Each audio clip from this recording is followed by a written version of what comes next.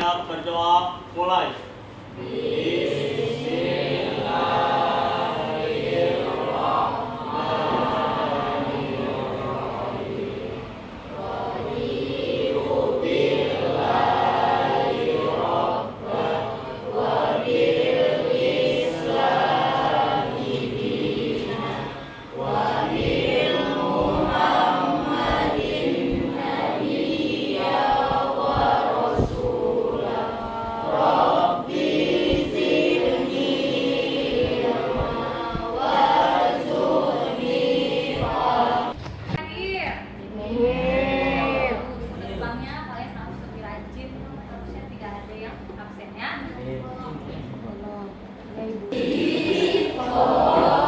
Oke, sekarang apa yang saya sebutkan, apa yang saya katakan, tolong saksikan.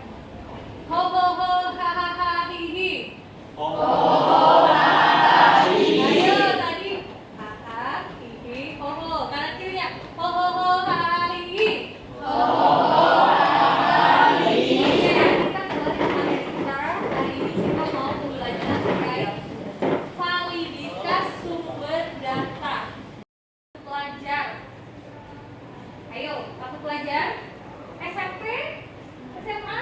Kalau SMA kan nomor kartu pelajar yang kecil. Kartu pelajar. Siapa yang udah punya? Siapa yang punya?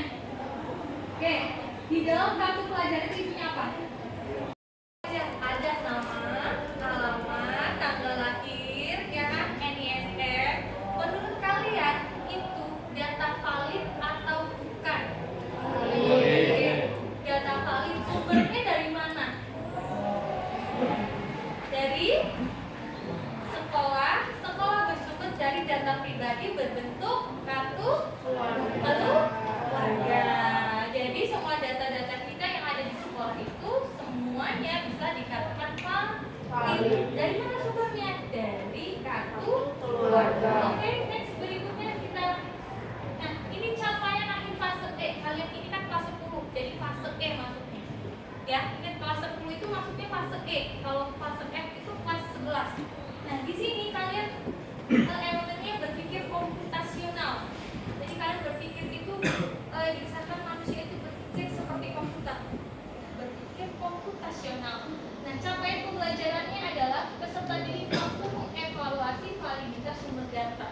Jadi data-data tadi itu kita evaluasi benar atau tidak, valid atau tidak. Nah, dari situ terus kita tujuan pembelajaran mengevaluasi validitas sumber data sama CP sama tujuan pembelajaran.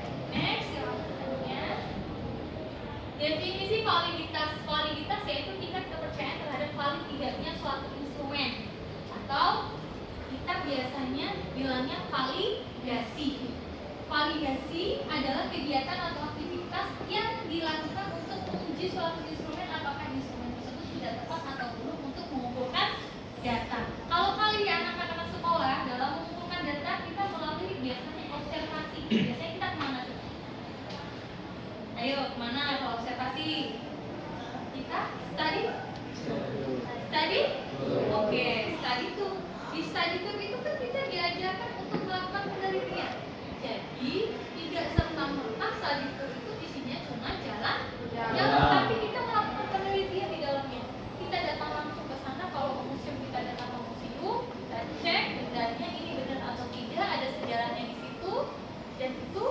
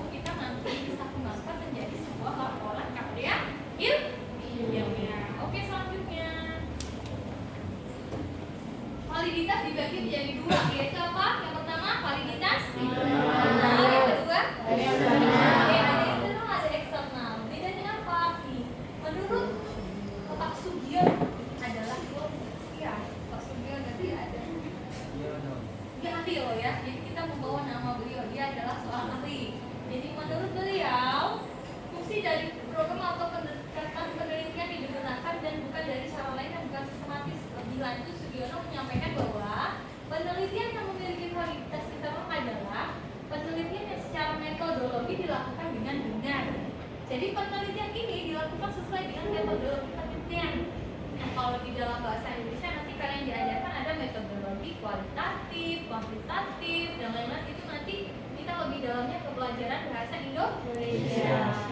Selanjutnya validitas eksternal. Ini masih dengan ahli kita Pak Sudiono menyebutkan bahwa hasil penelitian dinyatakan memiliki hasil validitas eksternal jika dapat diaplikasikan pada dunia nyata.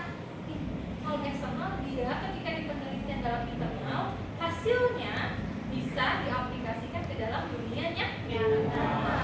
Dan ini biasanya penelitian ahli yang sering biasa kita lakukan. Ahli sih biasanya.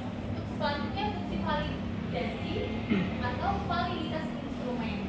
Fungsi dari validasi yaitu menentukan validnya suatu instrumen pengumpulan data. Sementara validasi instrumen berfungsi untuk membuat data yang dikumpulkan menjadi data yang dapat dipercaya. Jadi data-data yang kita kumpulkan kita validasi. Oh ini hoax nih. Ini gak ada sumbernya. Oh ini sumbernya dari buku ini nih. Oh sumbernya dari sini. Nah itu kita kumpulkan. Instrumen ini nanti benar nggak ini kita pakai? Jangan-jangan kalau nanti di sini ada contohnya ya, jangan-jangan data yang kita pakai ini salah, maka untuk yang selanjutnya akan salah terus, ya. Ini fungsinya validitas. Selanjutnya, ini misalnya ada tolong dibaca. Siapa yang mau baca? Yang keras Mbak, tolong dibaca. Timbangan adalah media atau alat.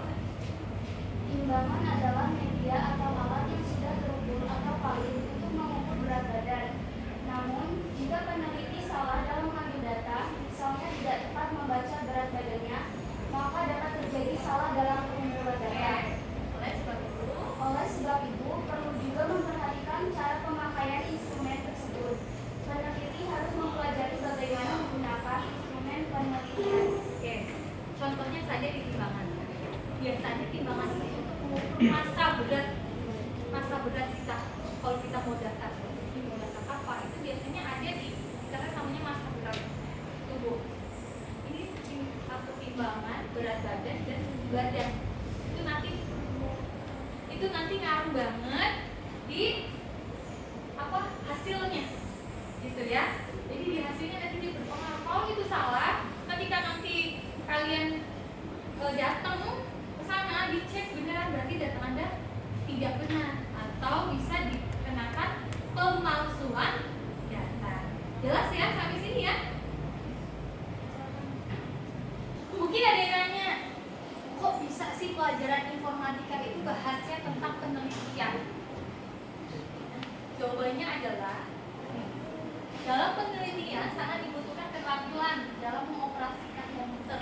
Jadi ketika kita mau buat instrumen, buat laporan, buat hasil, analisis dan lain-lain pengumpulan data, kita membutuhkan keterampilan dalam mengoperasikan komputer. Jadi enggak semuanya manual, ditulis tangan, kita datang ke sana terus hasilnya pakai apa? Nah, kita harus bisa punya keterampilan dalam bidang komputer. Nah, itu kenapa kita harus mempelajari validitas sumber data. Nah, nanti kalian prakteknya dalam Microsoft Word. Oke, nanti saya akan sebarkan KPD, lembar kerja peserta didik, yang nanti saya tampilkan di sini. Nanti kalian bisa praktekkan di PC masing-masing. Oke, silakan lanjut. Nah, keterampilan menggunakan Microsoft Word. Yang saya pakai Microsoft Word 2019. Nanti kalian juga ada yang 19, ada yang 2011. Ini sama. Selanjutnya, caranya adalah langkah-langkahnya. Kalian nanti di jendela kalian itu ada namanya jendela Windows.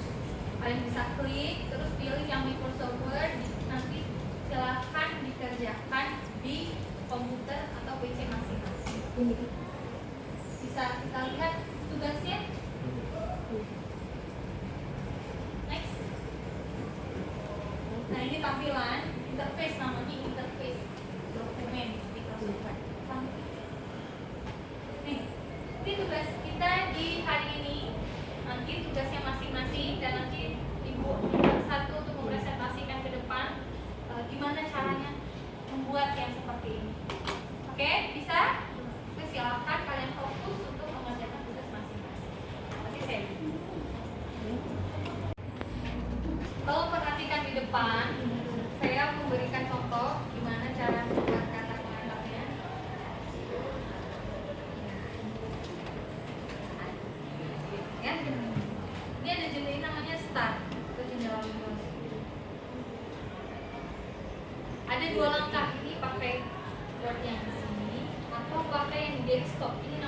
stop.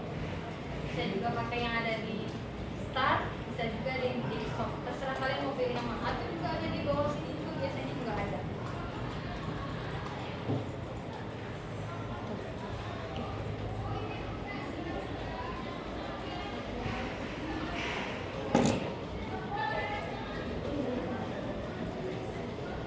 Nah, ini adalah interface-nya. Jadi kalian bisa di menu home. Bu, kita lihat nih. Gimana sih Bu? Dia ada kata konten.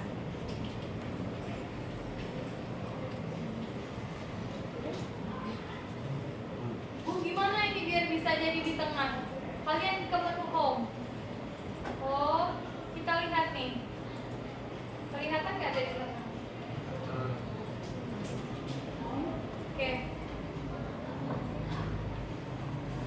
Taruhlah di depan huruf K. Nah, ini kita klik di sini. Tuh, dia jadinya tengah.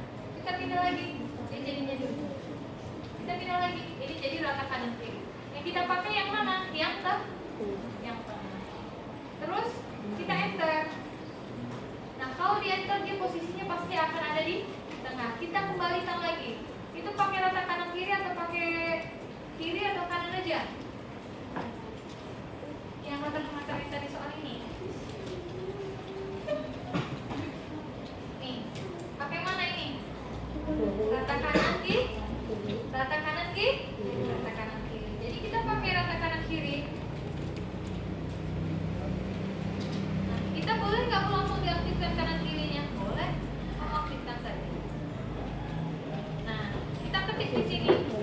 Puji syukur. Kita panjatkan kehadiran Tuhan yang Maha Esa. Silakan bisa dilanjutkan sampai selesai. Nanti kalau paragraf 1 selesai, kalian enter, ketikkan lagi, enter, ketikkan lagi. Itu nanti sudah jadi sampai. Nah, ini pakai apa? Kalau ini yang ini nih. Nah, ini nanti kan posisi kursor di ujung sini. Kalian pakai tab aja yang ada di keyboard. Ya, jelas sampai sini? Bisa? Oke, silakan dilanjutkan.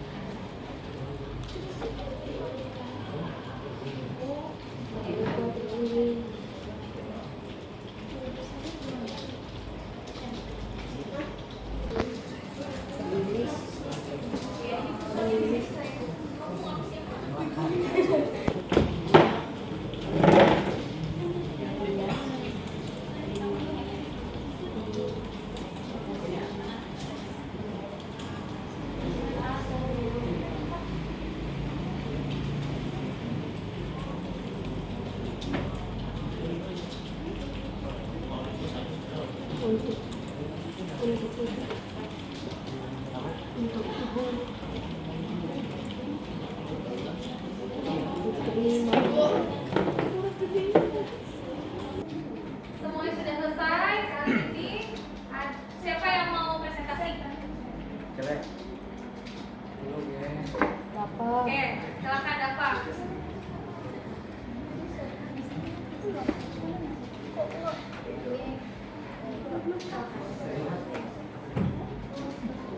Silakan dijelaskan pekerjaan untuk kawan-kawan. Wabarakatuh. Di sini saya akan mempresentasikan hasil kerja saya. Nah, di sini saya memakai font Cambria ukuran 12. Terus untuk kata pengantarnya saya memakai rata tengah nih yang sudah ada di pencet ini. Terus untuk isi ininya datanya ini kita memakai rata kanan kiri. Terus ini yang kotak agung ini agar bisa sampai bisa di sini kita makainya tab yang ada di komputer itu. Oke, sekian. Terima kasih. Wassalamualaikum warahmatullahi wabarakatuh.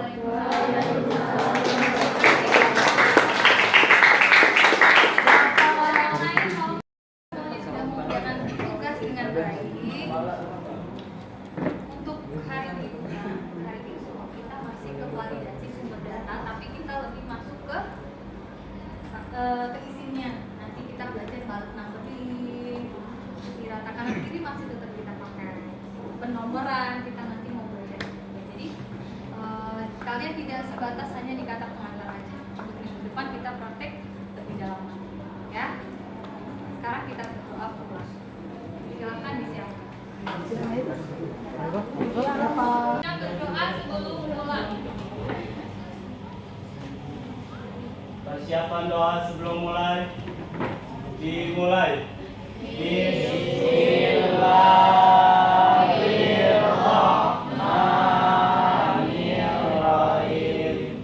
Wal asri innal insana lafi khusri illal ladzina amanu wa amilus sholihati wa tawasau bil haqqi wa tawasau bis sabr. Sadaqallahul azim. Beri salam kepada ibu